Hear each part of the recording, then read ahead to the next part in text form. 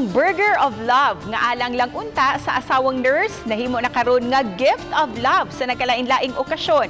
Nahimo pa nga negosyo nga nakatabang sa mga persons with disability. Kini ang report ni Femery Dumabo. Sa tanaw pa lang, mabusog ka na tungod sa kabaga sa beef patty sa burger. Unang gihimo ni JP Maunis ang burger alang lang unta siyang asawang chief nurse sa pampublikong tambalanan sa pagsugod sa pandemya aron di magutman ang iyang asawa. Ma-feel sa akong wife na ako sa iyang luyo, masupport na ako siya ug maka-express ko sa akong love sa iya ha.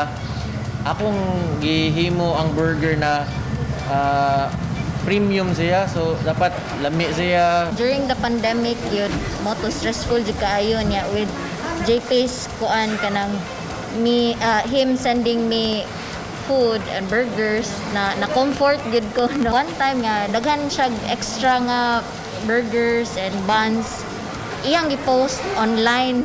Apan human na post sa social media, daghan na ang ni-order online ug dinhi na nahimugso ang ilang negosyo sa burger uban ang fries ug milk tea. Nahimo na usab kini nga pamaagi sa ubang couple, mga barkada ug pamilya nga iregalo kung adunay okasyon, ilabi na sa maabot nga Pasko, anniversaries ug birthday, sama sa burger cake ug bouquet of burger, fries and tea.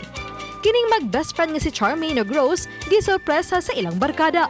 First time na ako ni magkaroon ng birthday na burger kay something new, something unique, and adungog ko a lot of feedback. First time na ako maka-experience sa ani nga kanang gi-surprise ko sa akong team with this kind of burger. At the same time, lami pa jud kayo. Very heartwarming and humbling na daghan naka-relate sa amoang story. And also, daghan pong nalamian sa among burgers. Gawas nga nakapasuod kining burger sa managigalaay ug relasyon, nakatabang usabang negosyo alang sa nawad-an ug trabaho nga mga PWDs. Usa kanila si Vernil. Thankful kay ko kay member man ko sa PADS, then Sir GP, yung gikontak kung unsa akong gibuhat sa mua. Alang sa magtiayong Maunis, nga basta out of love ang pagbuhat, ubanan sa kakugi, tanan posible.